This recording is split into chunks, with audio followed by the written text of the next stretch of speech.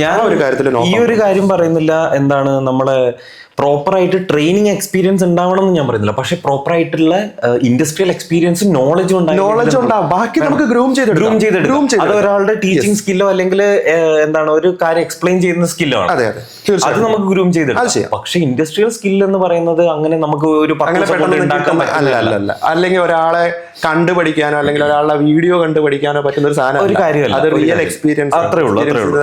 നമ്മൾ ഇപ്പൊ ഞാൻ എന്റെ ഇത് പറയുകയാണെങ്കിൽ, എക്സ്പീരിയൻസ് പറയുകയാണെങ്കിൽ, ഞാൻ പോയി ക്ലാസ് എടുക്കുമ്പോൾ എന്റെ മുമ്പത്തെ എക്സ്പീരിയൻസ് വെച്ചിട്ടാണ് ഞാൻ ക്ലാസ് എടുക്കുന്നത്. ജെറിന്റെ ലാബിൽ വർക്ക് ചെയ്ത് മറ്റേ ജെം സ്റ്റോണിന്റെ ബൈയിങ് ആൻഡ് സെല്ലിങ്ങിലുള്ള ട്രേഡിങ്ങിലുള്ള അതൊക്കെ വെച്ചിട്ടാണ് പറയുന്നത്. ഈവൻ ചില ആൾക്കാർ എന്റെ അടുത്ത് ചോദിച്ചിട്ടുണ്ട്, നീ സെയിൽസ് സ്കില്ലിന്റെ ക്ലാസ് എടുക്കുന്നുണ്ടല്ലോ, what is your sales background ചോദിക്കാറുണ്ട്. നമ്മള് ഇവിടെ പലപ്പോഴും ഇല്ല ഉത്സവപ്പറമ്പിലൊക്കെ സ്റ്റാൾ ഇടുന്ന പോലെ ജുവലറിയുടെ സ്റ്റാൾ ഇടുന്ന ഒരാളാണ് ഞാൻ ഇടയ്ക്ക്. അത് എനിക്ക് അവിടുന്ന് ഒരു വരുമാനം, വലിയ കാര്യമായിട്ട് വരുമാനമൊന്നും ഉണ്ടാവില്ല പലപ്പോഴും. പക്ഷെ എന്തിനാ അത് ഇടുന്നതെന്ന് ചോദിച്ചു കഴിഞ്ഞാൽ, to interact with different types of customer, നെഗോസിയേഷന്, ബാർഗെയിനിങ്, അപ്സെല്ലിങ്, ക്രോസ് സെല്ലിങ് എല്ലാം നടക്കുന്ന ഒരു സ്ഥലമാണ് സ്ട്രീറ്റ്, അല്ലേ? അതേപോലെ തന്നെ ഒരു കാര്യമില്ലാതെ തന്നെ ഞാൻ സ്ട്രീറ്റ് മാർക്കറ്റുകളിലൊക്കെ പോയിട്ട് ജുവലറി പർച്ചേസ് ചെയ്യാറുണ്ട്. ഒരു കാര്യമില്ല, എന്നാലും കാര്യം എന്താ, ഐ എൻജോയ് ദാറ്റ് ഇന്ററാക്ഷൻ. അവർ എങ്ങനെ സെല്ല് ചെയ്യുന്നു, കാരണം നമ്മളൊരു സെയിൽസ് ട്രെയിനറാണ്, സോഫ്റ്റ് സ്കിൽ ട്രെയിനറാണ്, പ്രൊഡക്റ്റ് ട്രെയിനറാണ്. ഈ സെല്ല് ചെയ്യുമ്പം നമ്മുടെ ഓപ്പോസിറ്റ് നിൽക്കുന്ന സെല്ലർ ഉണ്ടല്ലോ, അയാൾ നമ്മളെ കൺവിൻസ് ചെയ്യാൻ വേണ്ടിയിട്ട് ഉപയോഗിക്കുന്ന കുറേ കാര്യങ്ങളുണ്ട്. അവരിൽ നിന്ന് പഠിക്കാനുണ്ട് ഒരുപാട്. സത്യം, ഒരുപാട്.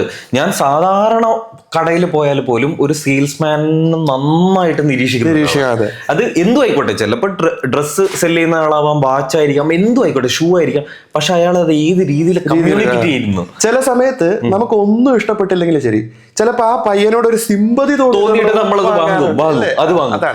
അല്ലെങ്കിൽ അവന്റെ പെരുമാറ്റം കൊണ്ട് ഷോ ഞാൻ ഇവിടുന്ന് പോയാൽ അവൻ സങ്കടമായി പോവില്ലേ, അത് അവൻ ക്രിയേറ്റ് ചെയ്യുന്ന ഒരു അറ്റ്മോസ്ഫിയർ. അതാണ്. അപ്പോ ഒരു രീതിയിൽ പറ്റിയില്ലെങ്കിൽ വേറൊരു രീതിയിൽ എങ്ങനെയെങ്കിലും ക്ലോസ് ചെയ്യാന്നുള്ളതാണ് ഒരു സെയിൽസ്മാന്റെ ഇതെന്ന് പറയുന്നത്. അത് എല്ലാ കാര്യങ്ങളിലും ഞാൻ നോക്കി പഠിക്കുന്ന ഒരു കാര്യമാണ്. കാരണം നമ്മൾ പഠിപ്പിക്കുന്ന ആൾക്കാരാണ്, അപ്പൊ ഇത് നമ്മൾ നോക്കി പഠിക്കേണ്ടത്. ഗ്രൗണ്ടിലേക്ക് ഇറങ്ങണം. വെറുതെ ഒരു ക്യാബിന്റെ അകത്ത് അല്ലെങ്കിൽ ഒരു റൂമിൽ ഇരുന്ന് വീഡിയോ കണ്ടോണ്ടിരുന്നാൽ നടക്കൂല. ഗ്രൗണ്ടിൽ ഇറങ്ങി കളിക്കും. അതെ. അപ്പൊ അതുപോലെ കുറെ ഇത് വരുന്നുണ്ടെന്നാണോ പറയുന്നത്? ഒരുപാട് വരുന്നുണ്ട്. അങ്ങനെയുള്ളതൊക്കെ റിജക്ട് ചെയ്ത് വിടാറുണ്ട്. റിജക്ഷൻ അല്ല, അവരുടെ കാര്യം പറഞ്ഞ് മനസ്സിലാക്കി വിടും. നിങ്ങളെ എടുത്തു കഴിഞ്ഞാലുള്ള പ്രശ്നം, പലരും ഇപ്പം നമ്മുടെ ട്രെയിനിങ് ഒക്കെ കണ്ടിട്ടായിരിക്കും പല ക്ലയന്റുകളും ഓക്കെ ലെറ്റ് സൈൻ അപ്പ് എന്ന് പറഞ്ഞിട്ട് അവർ സൈനപ്പ് ചെയ്യുന്നത്. സൈനപ്പ് ചെയ്തിട്ട് അവർ എക്സ്പെക്ട് ചെയ്യുന്ന ആ ഒരു ക്വാളിറ്റിയാണ്.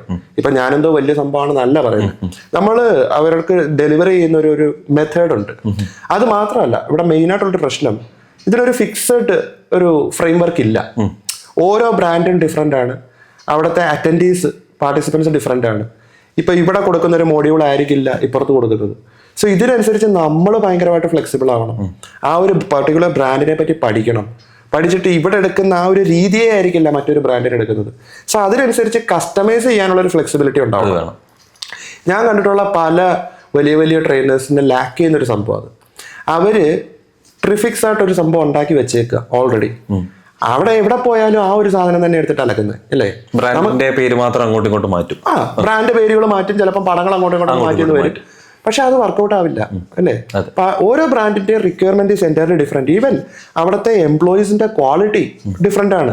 ചില ബ്രാൻഡുകൾ നല്ല ഹൈ ക്വാളിറ്റി ആയിട്ടുള്ള എംപ്ലോയീസ് എടുക്കുക, ചിലർ ലോക്കലായിട്ടുള്ള ആൾക്കാരെ എടുക്കുക. സോ രണ്ടുപേർക്കും ഡെലിവറി ചെയ്യുന്നതിന്റെ പാറ്റേൺ മാറ്റണം, ഒരുപാട് വർക്ക് ചെയ്യണം. PPT ഉണ്ടാക്കുക അത്ര എളുപ്പമുള്ള പരിപാടിയല്ല, അല്ലേ? ഇപ്പൊ ഞാൻ പലയിടത്തും കണ്ടിട്ടുണ്ട്, പല എന്താ പറയാ സീനിയർ ഫാക്കൽറ്റീസ് എന്ന് അവകാശപ്പെടുന്ന ചില ആൾക്കാർ, ഇവര് നേരെ മറ്റേ ChatGPT എടുത്ത് വെക്കും, അല്ലെങ്കിൽ ഒരു AI പ്ലാറ്റ്ഫോം എടുത്ത് വെക്കും, അങ്ങോട്ട് അടിച്ചു കൊടുത്തേച്ച് അതിൽ നിന്ന് കിട്ടുന്ന സാധനം ഉപയോഗിച്ചിട്ടാണ് ക്ലാസ് എടുക്കുന്നത്. ഏത് ടോപ്പിക് കിട്ടോ നല്ല PPTs കിട്ടും. ജെംസ് ആൻഡ് ജ്വല്ലറിയുടെ ടോപ്പിക് ഒന്ന് ഇട്ട് നോക്കി, അല്ലെ ജെമോളജിയുടെ ടോപ്പിക് ഒന്ന് ഇട്ട് നോക്കി, കിട്ടുമോ? കിട്ടത്തില്ല. കുത്തിയിരുന്നുണ്ടാക്കണം. ഞാനൊക്കെ ചില സമയത്ത് ഒരു സ്ലൈഡ് ഉണ്ടാക്കാൻ 20 മിനിറ്റ് 30 മിനിറ്റ് ജസ്റ്റ് ഒരു സ്ലൈഡ് ഉണ്ടാക്കാൻ. സത്യം. ഒരു ടോപ്പിക്കിന് തന്നെ നമുക്ക് ഏകദേശം 40-50 സ്ലൈഡുകൾ വേണം. അപ്പൊ എത്ര സ്ലീപ്ലെസ് അവേഴ്സ് അതിനകത്ത് ഉണ്ടാവുന്ന നമ്മൾ അത്രയും കഷ്ടപ്പെട്ടിട്ടാണ് ഓരോ സാധനങ്ങളും ഉണ്ടാക്കുന്നത്. അതിന് റിസൾട്ട് കിട്ടുന്നുണ്ട്. നമ്മൾ ഞാൻ പറഞ്ഞല്ലോ ആദ്യം, നമ്മൾ കഷ്ടപ്പെടാൻ തയ്യാറാണെങ്കിൽ ഒബ്വിയസ്ലി അതിന്റെ റിസൾട്ട് കിട്ടും. ആൻഡ് ഈ മാർക്കറ്റിൽ ഇതിന് ഡിമാൻഡ് ഉണ്ട്. നമ്മളൊന്ന് കഷ്ടപ്പെടാൻ തയ്യാറായാൽ മതി. അപ്പൊ ഈ പറഞ്ഞു വരുന്നത് ഈ ഇൻഡസ്ട്രീനെ നശിപ്പിക്കുന്ന ആൾക്കാരും ഉണ്ട്. തീർച്ചയായിട്ടും ഉണ്ട്. ഞാൻ ആരുടെയും പേരൊന്നും പറയാൻ ഉദ്ദേശിക്കുന്നില്ല. ഇതേപോലത്തെ ഉടായ്പകൾ കുറെ ഉണ്ട്. പിന്നെ മേജറായിട്ടുള്ളൊരു സംഭവം, അതിപ്പം ജ്വല്ലറി ബ്രാൻഡ് ആയിക്കോട്ടെ, ഇൻസ്റ്റിറ്റ്യൂട്ടുകളായിക്കോട്ടെ, ലാബായിക്കോട്ടെ, പലയിടത്തും ഫൗണ്ടേഴ്സ് അല്ലെങ്കിൽ ഡയറക്ടേഴ്സിനുള്ള ആ ഒരു വിഷൻ അത് മാത്രം ഉണ്ടായിട്ട് കാര്യമില്ല. ചിലപ്പോൾ അവിടെ നല്ല പോലെ വർക്ക് ചെയ്യുന്ന ലോവർ ലെവൽ എംപ്ലോയീസ് ഉണ്ടാവും. ഇതിനെ നശിപ്പിച്ചുകൊണ്ടിരിക്കുന്ന പലപ്പോഴും മിഡിലിൽ നിൽക്കുന്ന കുറച്ച് ആൾക്കാരാണ് അല്ലേ. വിഷ്ണുവിന് തന്നെ പേഴ്സണലി അറിയാവുന്ന ഒരു കേസുണ്ട്, നമുക്കിതിന് ശേഷം നമുക്ക് പറയാം. അതായത് മിഡിലുള്ള ആൾക്കാർ, അതായത് ചിലപ്പോൾ മാനേജേഴ്സ് ലെവലിലായിരിക്കാം, അല്ലെങ്കിൽ ഫങ്ഷണൽ ഹെഡ്സ് ആയിരിക്കും. ഇവര് ഇപ്പം ഫൗണ്ടേഴ്സ് അല്ലെങ്കിൽ ഡയറക്ടേഴ്സ് അവരെ വിശ്വസിച്ച് ആ ഒരു സ്ഥാപനം അവരെ ഏൽപ്പിക്കുക അല്ലേ.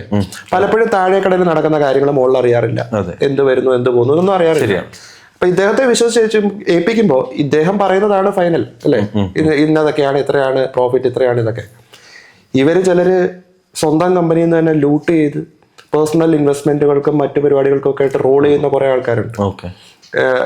എന്നും എന്റെ ശത്രുക്കളാണ്. നമ്മൾ ഈ ബിസിനസ് ചെയ്യുമ്പോൾ നമ്മൾ ഒരു സാലറി, അങ്ങനെയുള്ളവരാണോ കോമ്പറ്റീറ്റേഴ്സ് ആയി കാണുന്നത്?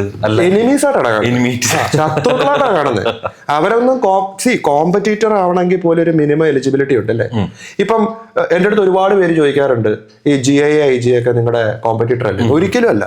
GIA എന്റെ മെന്ററാ. ഞാൻ അവിടെ നിന്നാണ് എന്റെ കരിയർ സ്റ്റാർട്ട് ചെയ്തത്. അതായത് ഇതിലുമായിട്ട് ഒരു ബന്ധവും ഇല്ലാതെ നിന്ന ഞാൻ GIA എന്നാണ് ഇങ്ങനൊരു പോർഷ് കരിയർ സ്റ്റാർട്ട് ചെയ്യുന്നത്. So GIA is always my mentor. ഇപ്പൊ IGIയിലേക്ക് വരികയാണെങ്കിൽ അവരുടെ എംപ്ലോയി മാനേജ്മെന്റ് സൂപ്പറാ. അറിയാമല്ലോ, ഇന്ത്യയിൽ എല്ലാ സിറ്റികളിലും അവരുടെ പ്രാക്ടീസ് അല്ലേ. എത്രായിരം എംപ്ലോയീസ് അവിടെ വർക്ക് ചെയ്യുന്നത്.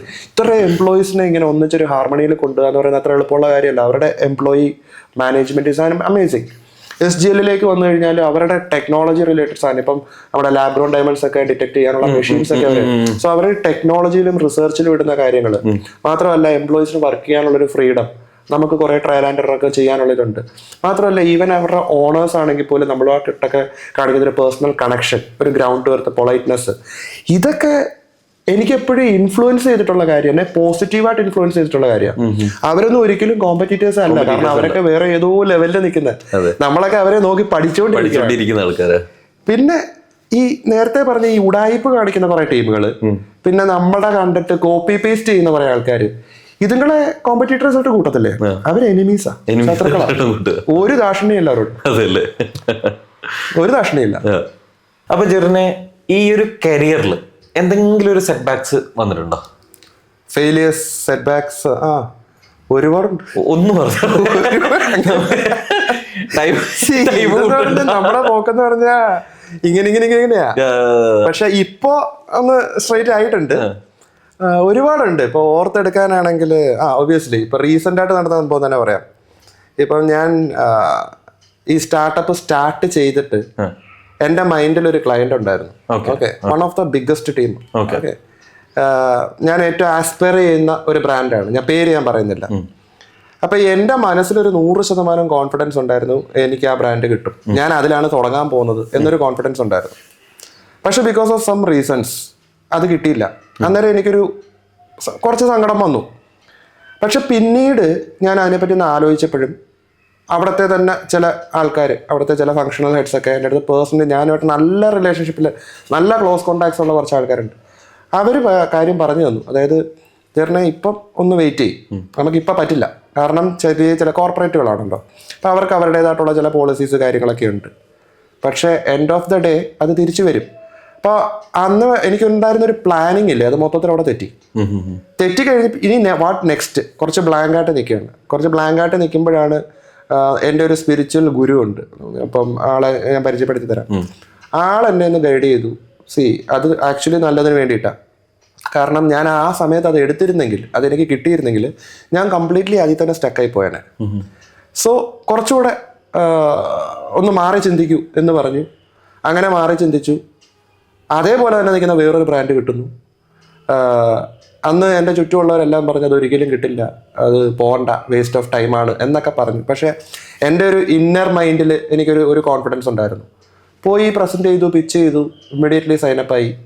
അതിൻ്റെ തൊട്ട് പുറകെ അതിനേക്കാളും വലിയൊരു ബ്രാൻഡ് വീണ്ടും വന്നു. ഇനിയൊരു 3 ബ്രാൻഡുകൾ ഓൾറെഡി സൈനപ്പായിട്ട് നിൽക്കുന്നുണ്ട്. പക്ഷെ ഞാനായിട്ട് വെയിറ്റിംഗ് ലിസ്റ്റിൽ ഇട്ടേക്കാം. നേരത്തെ പറഞ്ഞ സ്കേഴ്സിറ്റി ഓഫ് ട്രെയിനേഴ്സ്, അവരെ ഞാൻ വെയിറ്റിംഗ് ലിസ്റ്റിൽ ഇട്ടേക്കാണ്. സോ ആക്ച്വലി ഇത് നന്നായി. പക്ഷേ ഇപ്പോഴും ഞാൻ അന്ന് ആസ്പയർ ചെയ്ത ആ ഒരു ബ്രാൻഡ് അവിടുത്തെ ആൾക്കാരുമായിട്ട് ഇപ്പോഴും വളരെ ക്ലോസ് ആയിട്ടുള്ള നല്ലൊരു കണക്ഷൻ ഉണ്ട്. അപ്പം അതിന് എനിക്കൊരു കാര്യം മനസ്സിലായെന്ന് വെച്ചാൽ it's all about personal relationship.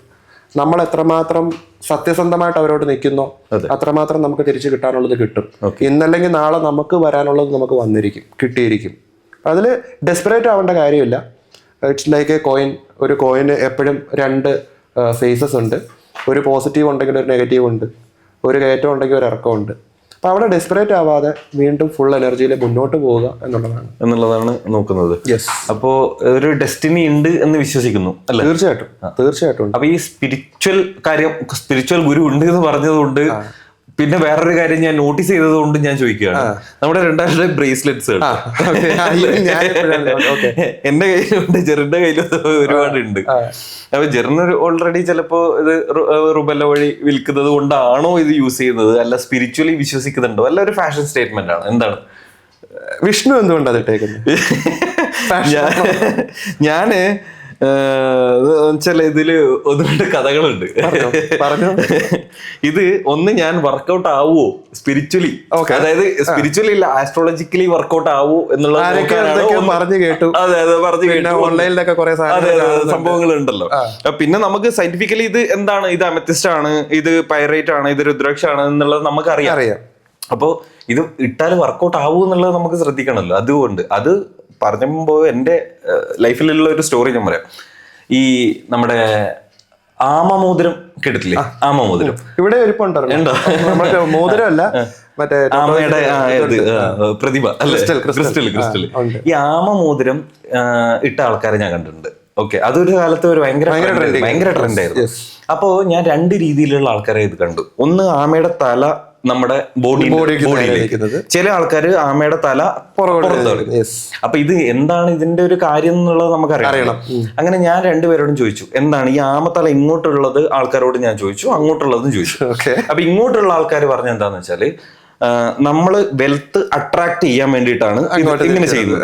അപ്പൊ ആമത്തല അങ്ങോട്ടുള്ളവരോട് ചോദിക്കുമ്പോൾ അവർ പറഞ്ഞു നമ്മുടെ ഉള്ളിലെ നെഗറ്റീവ് എനർജി പോകാൻ വേണ്ടിയിട്ടാണ് അങ്ങനെ ഉപയോഗിക്കുന്നത്. ഞാൻ എന്ത് ചെയ്തു, ഞാൻ ഒരു കയ്യില് ആമത്തല ഇങ്ങോട്ടും ഒരു കയ്യിൽ ആമത്തല അങ്ങോട്ടും ഇട്ട് എന്ത് സംഭവിച്ചു, ഇങ്ങോട്ടുള്ള തല ഇത് ഫുള്ള് നെഗറ്റീവ് എനർജി അട്രാക്ട് ചെയ്തു, അങ്ങോട്ടുള്ള മൊത്തം ബലത്തും പോയി. അതുപോലെ ഒരു 8ന്റെ പണി കിട്ടുമോന്ന് അറിയില്ല, എന്തായാലും ഇട്ട് നോക്കുന്നുണ്ട്. ഇട്ടിട്ട് എന്തെങ്കിലും ബെനിഫിറ്റ്സ് വന്നു തുടങ്ങിയിട്ടുണ്ടോ? ഇത് ഞാൻ റീസെന്റ് ഇട്ട് തുടങ്ങിയതേ ഉള്ളൂ. എനിക്ക് ആക്ച്വലി ഒരു രുദ്രാക്ഷത്തിന്റെ ഒരു 2 പവനിൽ കെട്ടിച്ച ഒരു ബ്രേസ്ലെറ്റ് ഉണ്ട് ഗോൾഡിന്റെ. പക്ഷെ അത് ഈ സമയങ്ങളിൽ അതിട്ട് പുറത്തു പോവുക അത്ര സേഫ് ആയിട്ടുള്ള കാര്യമാണ്. തീർച്ചയായിട്ടും അല്ലേ? ബാംഗ്ലൂർ, ഡൽഹി പോലുള്ള സ്ഥലങ്ങളിൽ കൈവെട്ടിയിട്ട് ആൾക്കാരുടെ വളയും ഇതൊക്കെ കൊണ്ടുപോയിട്ട് കൈവെട്ടുന്ന പോട്ടെ. ഞാനൊക്കെ നമ്മള് ഈവൻ വിഷ്ണു ഉൾപ്പെടെ കോർപ്പറേറ്റ് ട്രെയിനിങ്ങുകളിൽ എടുക്കുന്ന ഒരു സാധനമാണല്ലോ പ്രിവെന്റിങ് അല്ലെങ്കിൽ dealing with theft and fraud ആണ്. ഇതൊക്കെ നമ്മൾ അന്ന് വെറുതെ പറഞ്ഞു വിടുന്ന സംഭവം. അതായത് ഒരു ലൈവായിട്ടൊരു വയലന്റ് അറ്റാക്ക് ഉണ്ടായാൽ എന്ന് പറഞ്ഞു വിടുന്ന ഒരു സാധനം നമ്മളൊക്കെ പ്രതീക്ഷിക്കുന്നത് എന്താ? സൗത്ത് ഇന്ത്യയിൽ ഇതൊന്നും നടക്കത്തേ ഇല്ല, പട്ടാപ്പകല് കൊള്ള, ഇതൊക്കെ സിനിമയിൽ അല്ലെങ്കിൽ ഇപ്പൊ നോക്കിയ കഴിഞ്ഞ 2 മാസമായിട്ട് എത്ര പട്ടാപ്പകല് മുഖം പോലും മറക്കാതെയാണ് ഇപ്പൊ ആൾക്കാർ തോക്കും വടിവാളും.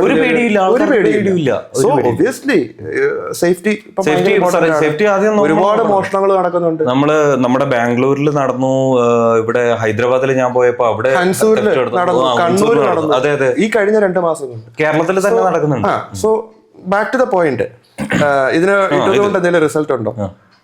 സത്യസന്ധമായിട്ട് പറയാമല്ലോ, ഒരു 3 വർഷം മുമ്പ് വരെ ഈ അസ്ട്രോളജർമാര് അല്ലെങ്കിൽ പാമിസ്റ്റുകള് അല്ലെങ്കിൽ മറ്റേ റേക്കി ഹീലിംഗ് ചെയ്യുന്നവര്, ഇവരെയൊക്കെ ഞാൻ ശരിക്കും ജോക്കേഴ്സ് ആയിട്ട് കണ്ടോണ്ടിരുന്ന ആൾക്കാരെ. എന്റെ കൈ കിട്ടിക്കഴിഞ്ഞാൽ ഞാൻ വിടൂല, ഗ്രില്ല് ചെയ്ത് വിടും. ഓക്കെ, വെറുതെ അവരുമായിട്ട് ആദ്യം പോയിട്ട് കൈനോട്ടക്കാരെയൊക്കെ വിളിച്ചിരുത്തിട്ട് നമ്മള് കാര്യങ്ങളൊക്കെ ചോദിക്കും. പ്രത്യേകിച്ച് അസ്ട്രോളജർമാരെ റോസ്റ്റ് എന്ന് പറഞ്ഞാൽ ഗ്രില്ല് ചെയ്ത് ഉരിഞ്ഞു വിടുന്ന ഒരു പരിപാടിയുണ്ട്. പിന്നെ യൂട്യൂബിൽ കയറിയിട്ട് ഈ മറ്റേ പ്രഡിക്ഷൻസ് ചെയ്യുന്ന കുറെ ആൾക്കാരുണ്ടല്ലോ, അവരുടെ കീഴിൽ പോയിട്ട് പച്ചത്തെറി കമന്റ് അടിച്ചു വിടും.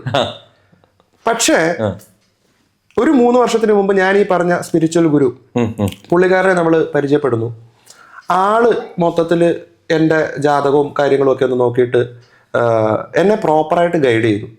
അതിൽ ഏറ്റവും വലിയൊരു കോമഡി എന്താണെന്ന് വെച്ച് കഴിഞ്ഞാൽ, 10-31 വർഷം ഞാൻ എൻ്റെ സോഡിയാക് സൈൻ ആണ്, അല്ലെങ്കിൽ എൻ്റെ ജന്മനക്ഷത്രം അല്ല സോഡിയാക് സൈൻ ഞാൻ വിചാരിച്ചു വെച്ചിരുന്നത് തെറ്റായിരുന്നു. 31 വർഷം.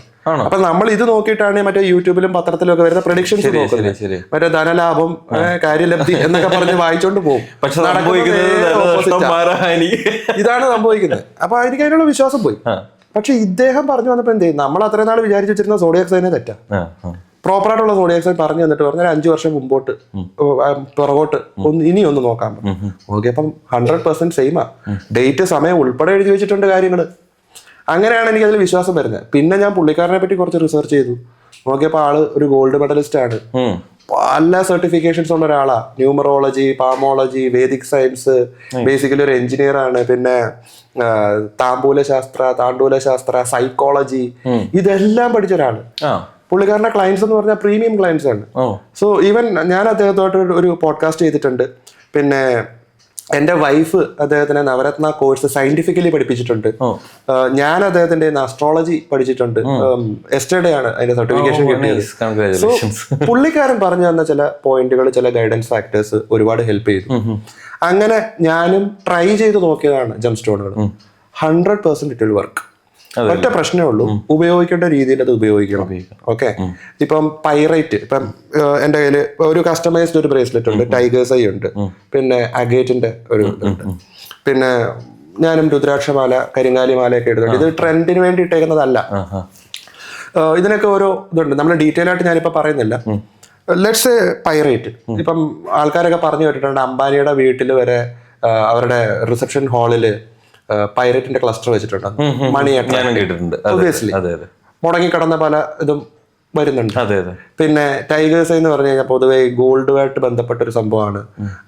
ഗോൾഡുമായിട്ട് ഡീൽ ചെയ്യുന്ന ആൾക്കാർക്ക് അത് വളരെ ഹെൽപ്ഫുൾ ആണെന്ന് കേട്ടിട്ടുണ്ട്. കറക്റ്റ് ആണ്. സോ ഇതിലൊക്കെ എന്തെങ്കിലും ഒരു സയന്റിഫിക്കലി അല്ലെങ്കിൽ ആസ്ട്രോളജിക്കലി എന്താണ് ഇതിലുള്ളത്? കുറച്ചൊന്ന് എലാബറേറ്റ് ചെയ്ത് തരാൻ പറ്റും?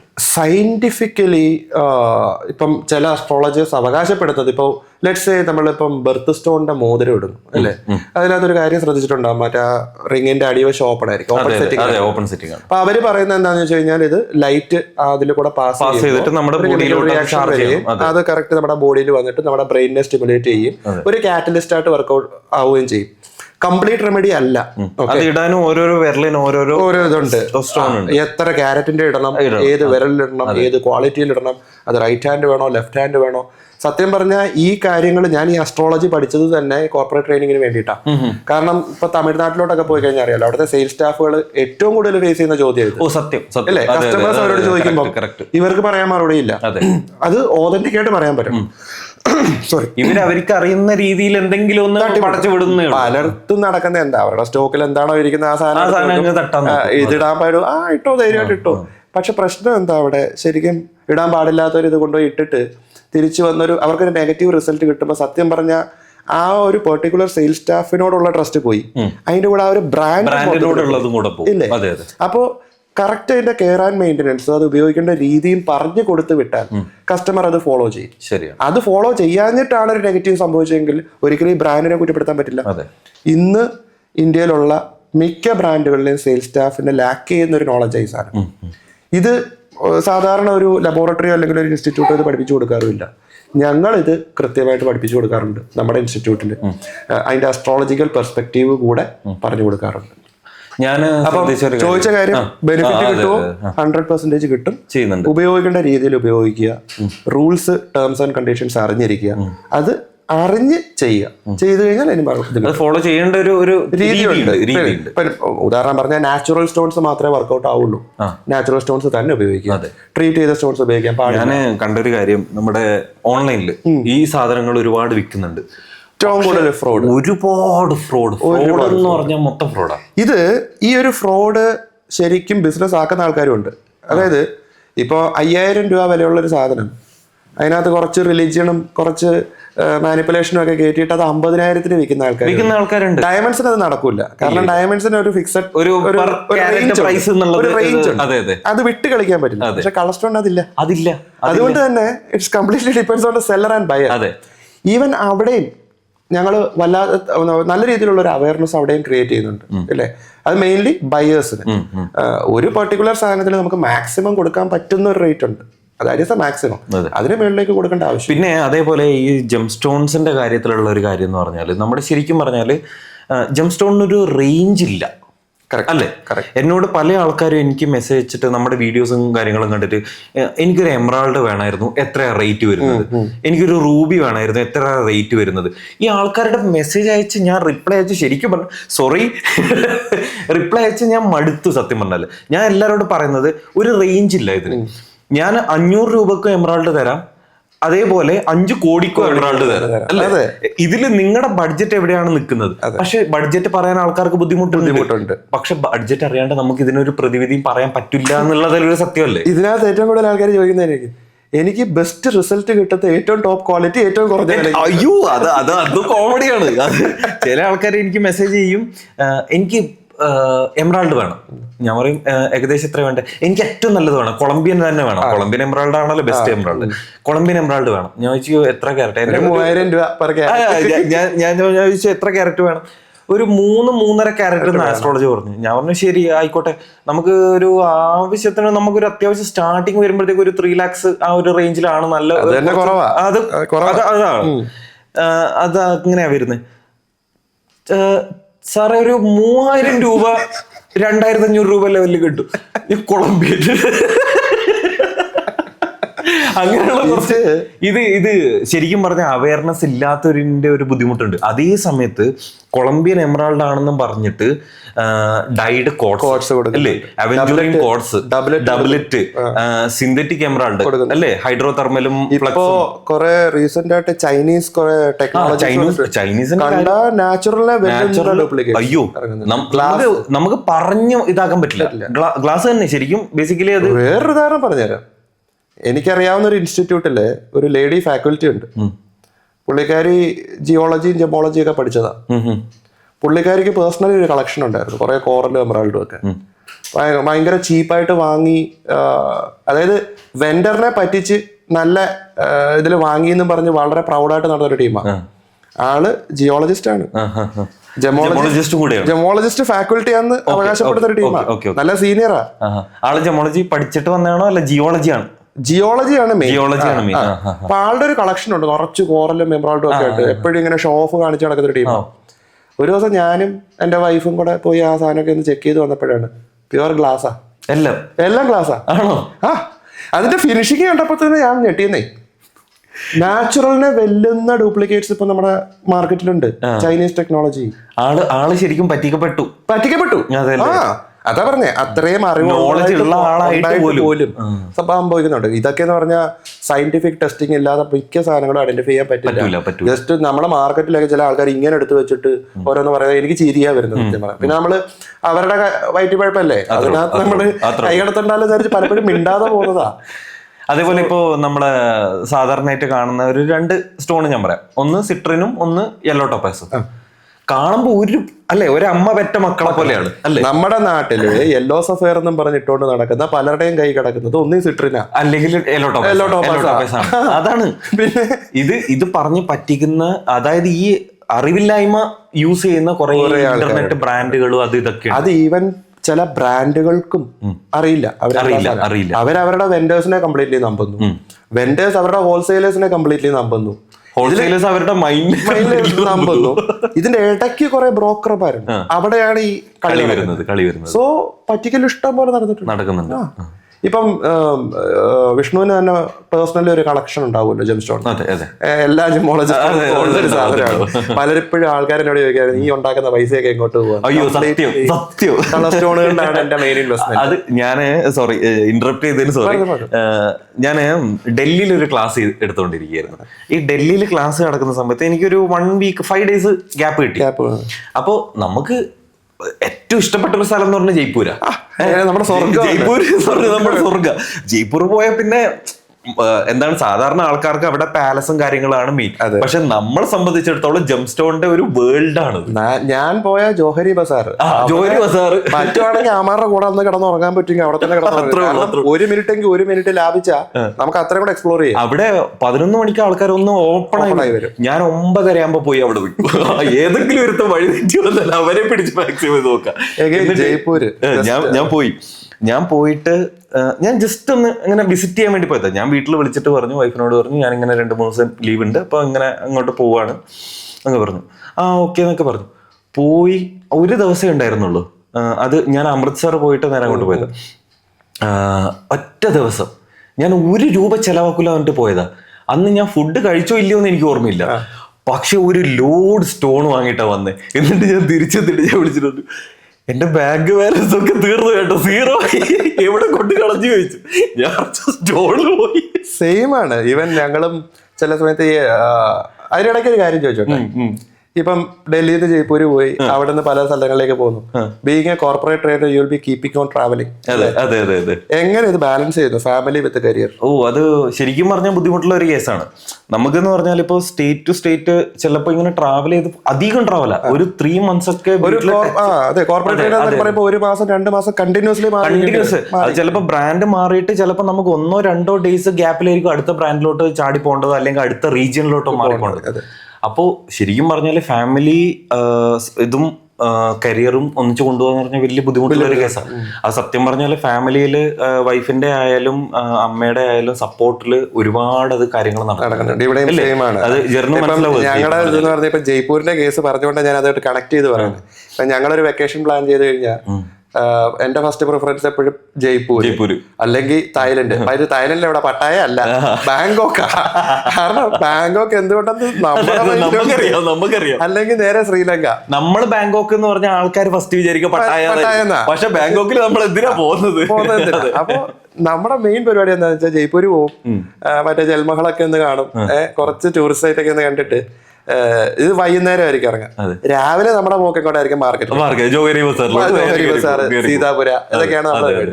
അപ്പൊ എന്താ ശരിക്കും കരിയറും ഫാമിലി വെക്കേഷനും കൂടെ ഒന്നിച്ച് എന്റെ എല്ലാ ബിസിനസ് ട്രിപ്പുകൾ ഓൾസോ ലെഷർ ട്രിപ്പ്, ഇത് രണ്ടും കൂടെ മിക്സ് ആയിരിക്കും എപ്പോഴും.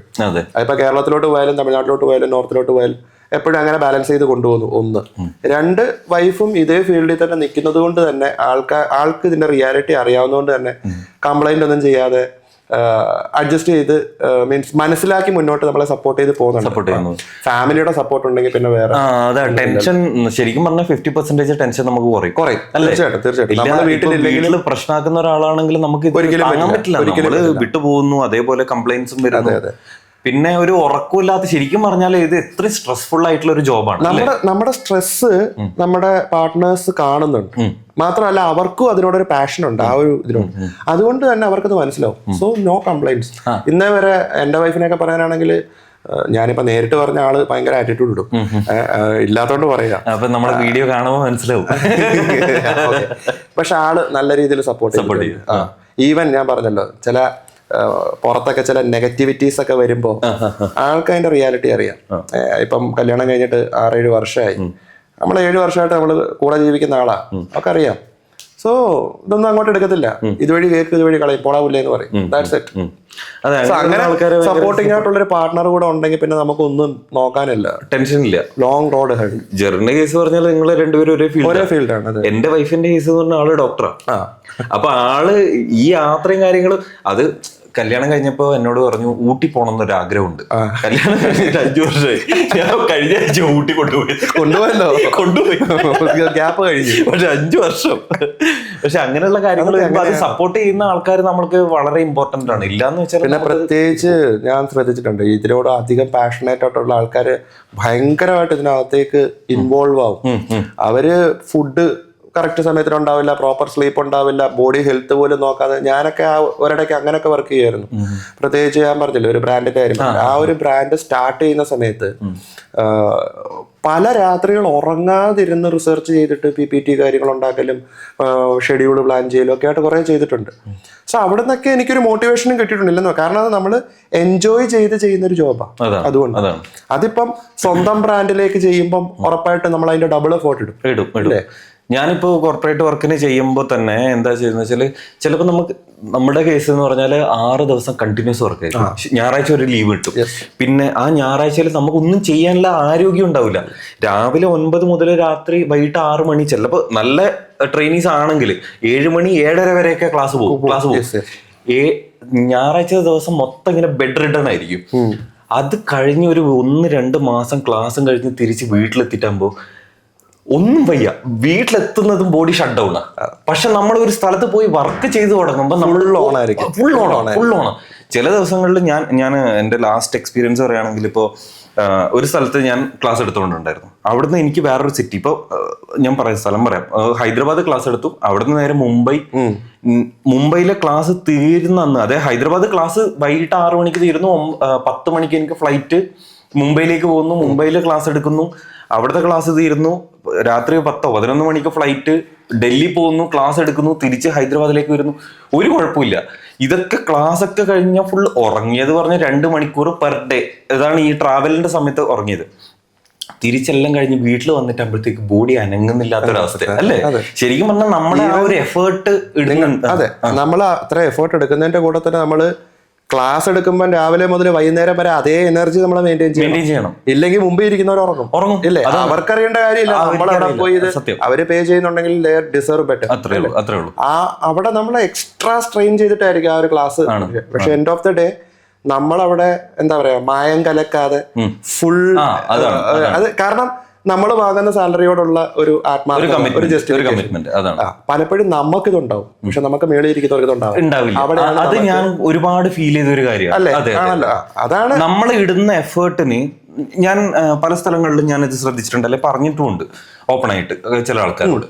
ഞാൻ ഇടുന്ന എഫേർട്ട്, ഞാൻ ഒരാൾക്ക് വേണ്ടി ഫ്രീലാൻസ് ആണ്, ഞാനൊരു പെർമനന്റ് എംപ്ലോയി അല്ല, ഫ്രീലാൻസ് ആണെന്ന് പറഞ്ഞിട്ട് നമ്മൾ ഇങ്ങനെ ഒരുമാതിരി ഇത് കളിച്ചിട്ട് കാര്യമില്ലല്ലോ. നമ്മൾ ചെയ്യുന്ന വർക്കിൽ 100% നമുക്ക് സാറ്റിസ്ഫാക്ഷൻ കിട്ടുക.